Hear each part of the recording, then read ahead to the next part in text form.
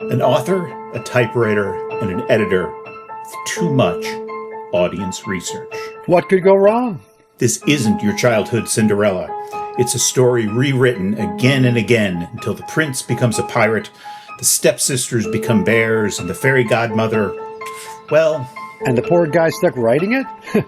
Just trying to hold on to his sanity while the market research eats him alive. Shot for the 2007 New York 48-hour film project, this satire about creativity and commercialism was our first, though not last, foray into children's literature. This is the story of how we made Cinderella and the declining viewer attitudes regarding social demographics.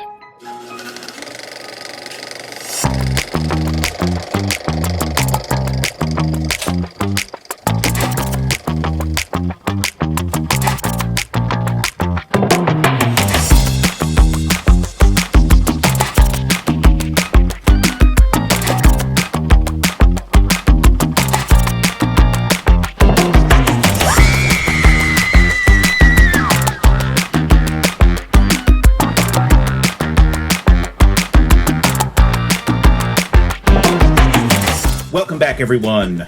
Welcome. We are Cup of Meat Productions, and this is 25 years built 48 hours at a time. So, episode 3. We might actually make enough to release these things.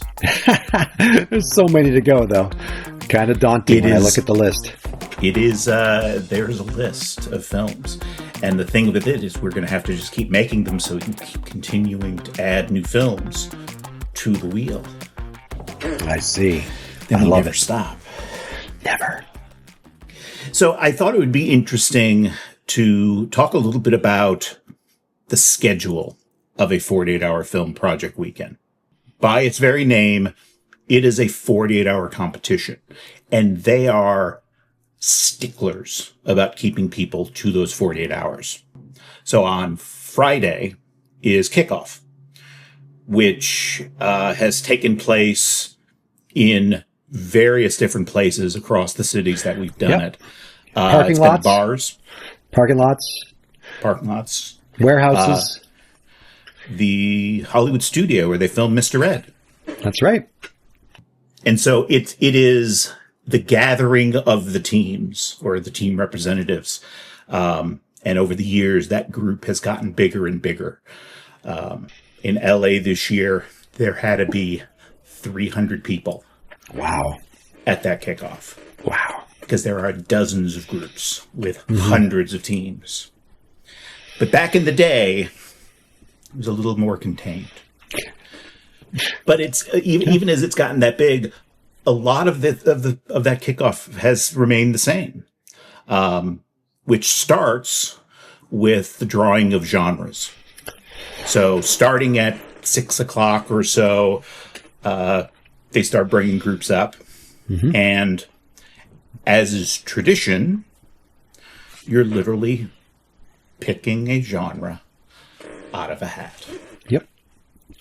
One of the things that I found interesting as the years have gone by is it used to be whatever genre you got, that was it. You couldn't trade it. It was what was expected. In the beginning. But then... Okay.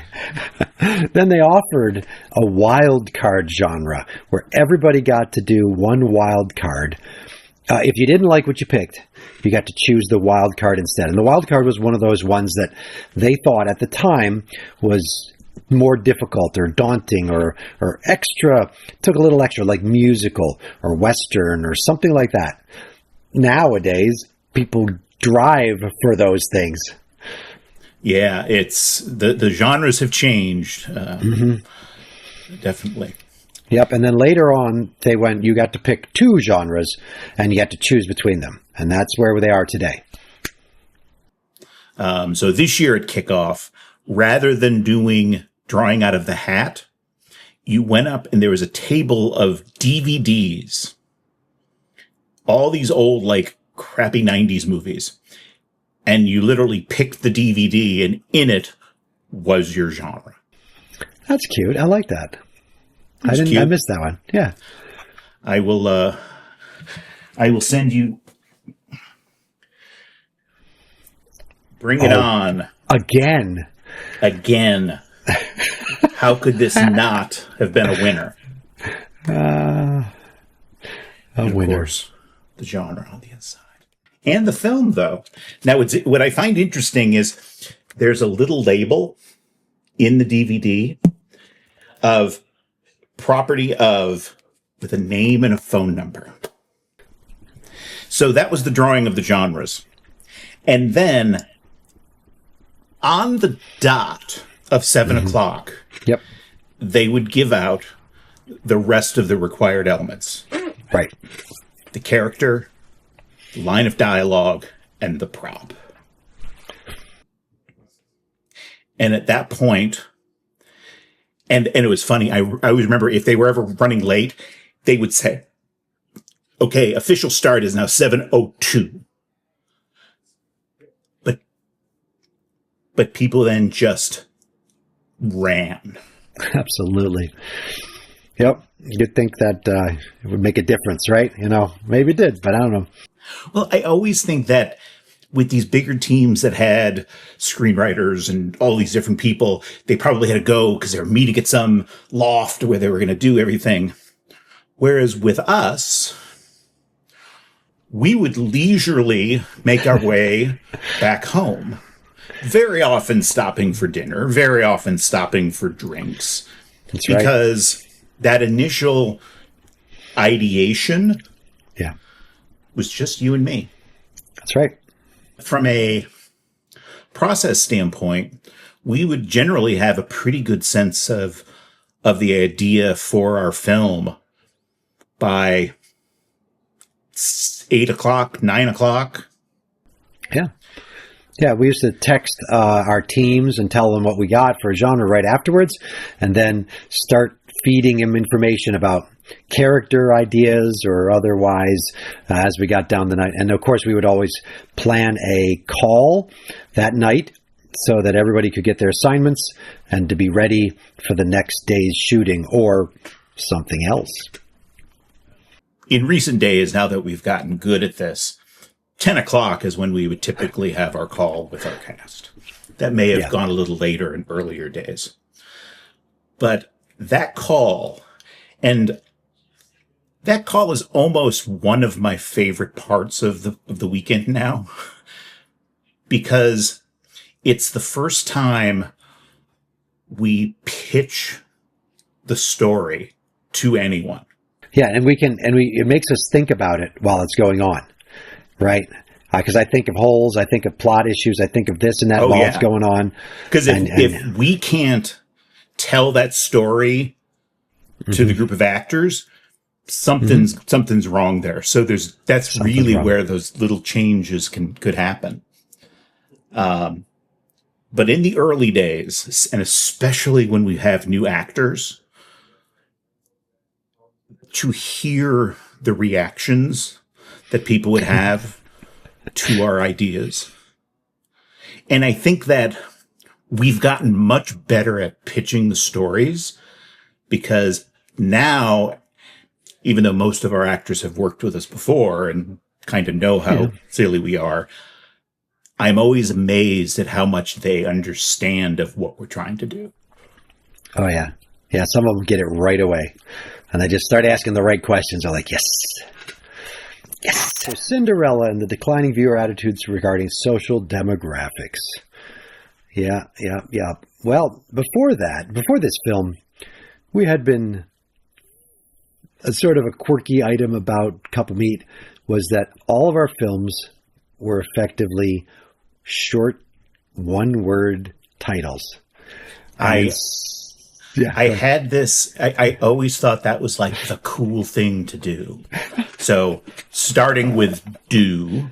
Right, yeah. We had Mentor, Glee, Distortion, Bloom, Citrus, Batter, Romance. Yep. And this one we broke the mold. This now has the distinction of the longest title of any of our films. I wonder if it's the longest title of any 48-hour film project. Wouldn't surprise me. Could be. There's notoriety for you. Call the Guinness Book of World Records.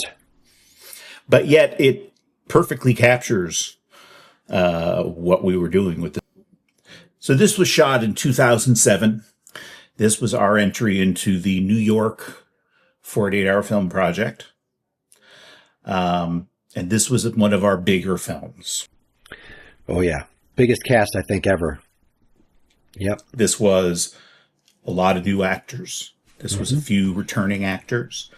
And there were a few actors in here that would be long-time cup of meat collaborators. All right. Without further ado, I think it's time to take a look at Cinderella and the declining viewer attitudes regarding social demographics.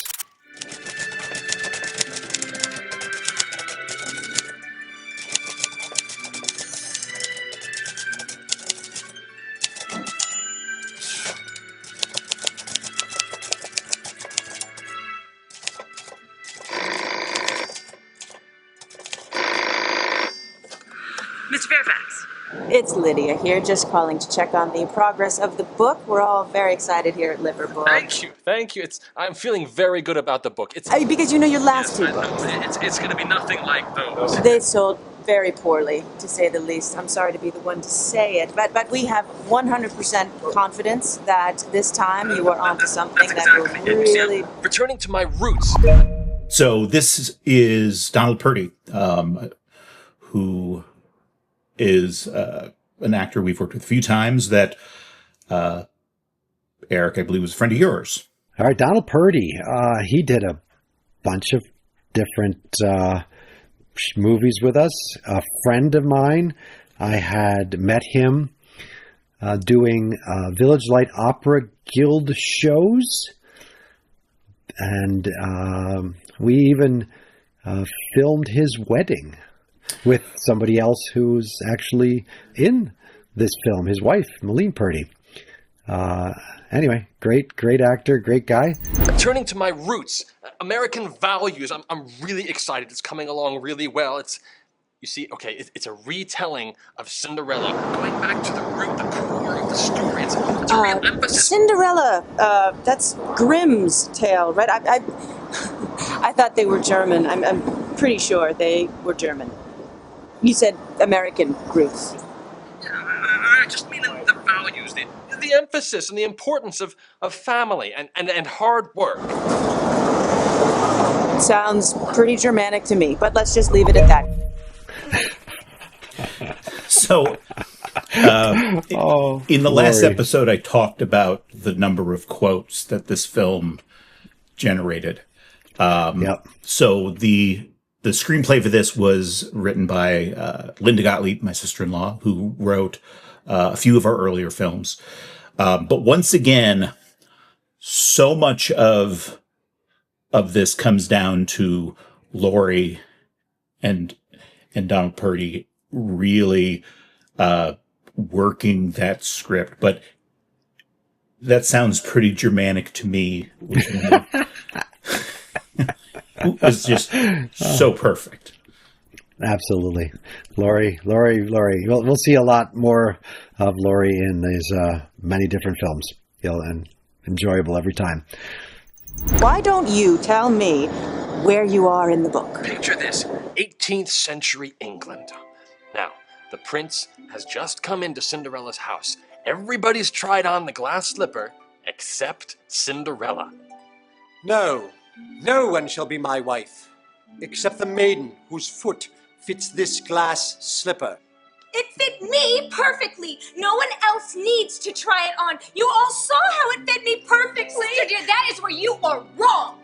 The shoe fits only one, and it was on my foot that it fit me as if it were made That's for me. not true. You, miss, are next to try it on. It couldn't possibly fit her. She's just a servant. She couldn't possibly be the one you seek. Please. Your Majesty, I am ready to try the slipper on. Let me stop you right there, Mr. Fairfax. So we have to talk about the costumes for this film, because this would not have been possible without the costumes.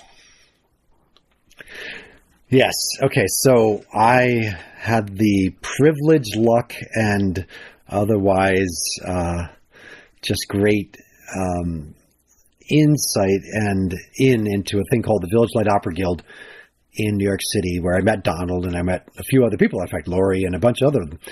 And they had a beautiful workshop, 3-story in downtown meatpacking district of New York. And with it came thousands of costumes. They primarily did 2 shows a year. One was a Gilbert and Sullivan. So as you can imagine, they had a whole lot of interesting stuff there. And so they let us raid the costumes, and whatever we needed. But they basically just let me have free reign of the space for the day. It was fantastic. And we shot a few things there. Yeah. And so a woman named Patty Shea was, I think, also involved with the Village Light Opera Group and came out. She appears later in the film, but I remember she was kind of the costumer, and seeing these people come out in these costumes. I mean, you're dressed as a fucking king. I'm a prince. Prince, sorry. That's why you tell I'm charming. It's like we'd never be able to have done this without access to that space. Such a godsend. It's wonderful. Absolute. Great job. Great job. Now, I just have a few minor changes, tweaks, really. I love it. But market analysis today shows that kids don't really go in for the whole monarchy thing anymore. So what I'm thinking, now this is what the kids really want to see today, Mr. Fairfax. Pirates. Pirates. Yes, pirates. Oh, the kids today are so very enthused about the whole yo-ho-ho thing. Okay, I can see that. Okay, so instead of a prince, we have a pirate. So the pirate says to the ugly stepsister. So the actress playing Cinderella was I think she was like 16, and she was the daughter of a friend of yours. Yeah, boy, I don't remember how that all worked out, but she was in South Orange, New Jersey, and I knew her mom, and she did work with the local theaters there, I think with the Strollers there, and I think that's how I knew her. The memory I have is that she was young. I think she wanted to be an actress, and she was, I think, the only actor we ever worked with where it felt like they were trying to see whether this was a good stepping stone for their career. The rest of them knew us as just having fun, right? And they knew it was of no use. Right. About ugly. The industry is very down on ugly these days. With the whole political correctness thing, ugly just doesn't sell like it did in the 80s. So, instead of living with the step family, Cinderella lives with, hear me out, bears. But not a real bear. There's union issues with that. An animated bear. Real friendly like. This, like that Jar Jar Banks. He's very popular with the kids. Another often quoted line of Jar Jar Banks.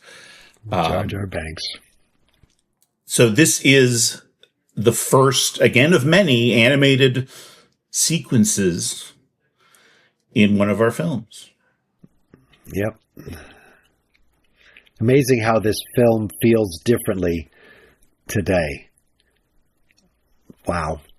It's funny. It's definitely of a time when that political correctness movement was really kind of everywhere and was ripe for comedy.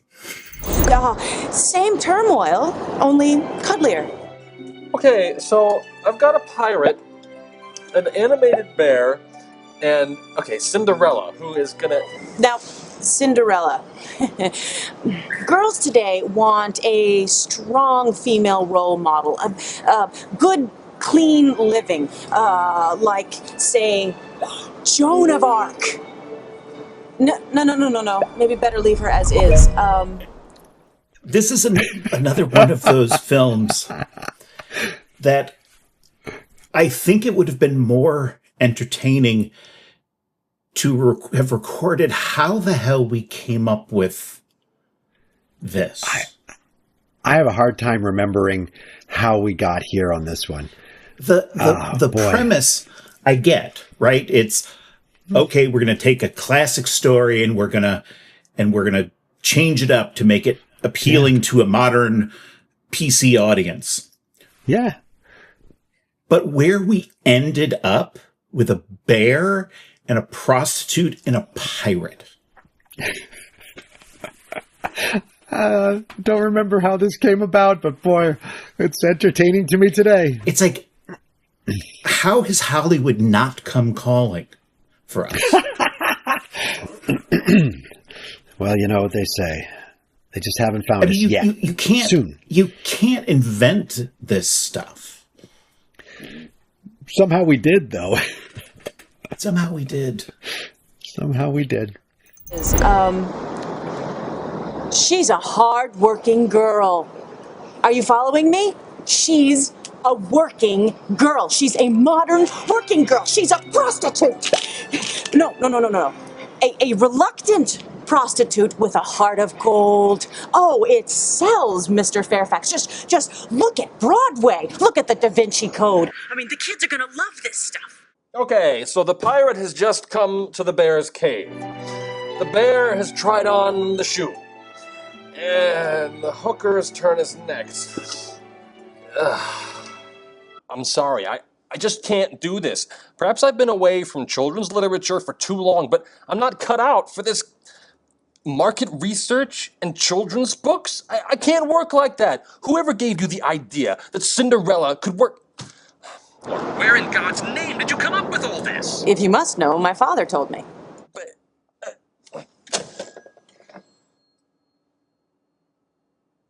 I thought her father worked for Disney. I have such memories of talking about this line. Really? At the time. I don't remember it. And it's, so, if you must know, my father told me, was the required line of dialogue. Absolutely. That's why it feels out of place. And I remember it's like, I thought her father worked at Disney as being the solution we came up with to try to make it work. Yeah, I think we were trying to go for that slam on Disney, that Disney's being too, I don't know. But ultimately, it's another of these, you look at how Disney is portrayed in South Park. And it's Mickey Mouse. It's the same thing we were talking about in this film. It's all about the money for Mickey Mouse. So what I'm saying is we created South Park. Well, South Park kind of had been around before 2007, but I'll let you have this I know. one. So were we. I see. We created South Park. I'm just going to leave that there. Okay, this could be a reoccurring bit that we come back to. This could just be an offhand comment that we're just going to leave there. I'll respect your authority. And we're going to move on.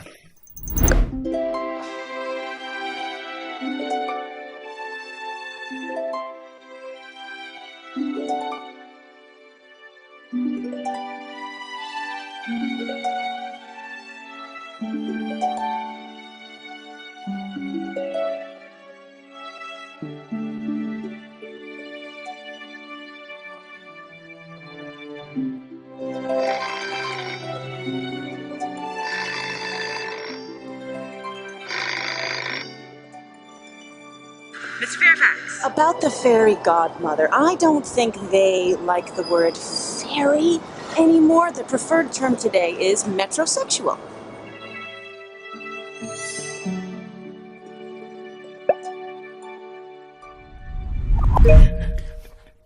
So there you go, Ron. You're one of your few moments in the movies. I'm an award-winning actor. What the hell are you talking about?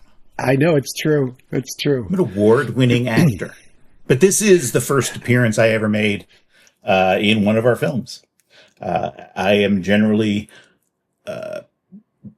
more behind the scenes. But in this case, a younger, much thinner version of me smiled on camera as the metrosexual.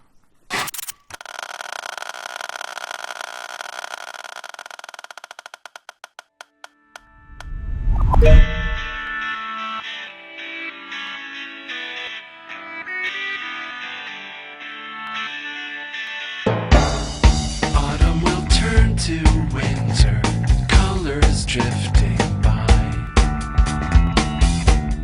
Out on the sidewalk, faces rushing so they'll be on time. All right, we got Glee. I do love Glee. Another Donald Purdy film. We'll talk about this one later. This is some really good, really awesome lines and scenes in this movie. I really enjoy this one. And it has the distinction of being one of the highest viewed videos on our YouTube channel. Oh, because people search Glee, and what do they find? Couple meat. I guess it's still one of those things we have to figure out how to end these. So I think the last few times, I think you've done a really good job of summing it up. So thanks. Why don't you do it this time? But do me a favor. Can you do it in a deep, deep German accent? Und these films... No, deeper German. The deepest German possible. Servus Novi. No. For us. Think Southern Germany. Southern Germany. Stuttgart? I don't know cities. Southern Germany. With the drawl. The Southern German drawl. It's a perfect reality. No, seriously, that's what I think it needs. Go. There was a film that we talked about. Let's today. Forget the German. Just do me one normal voice. Anyway,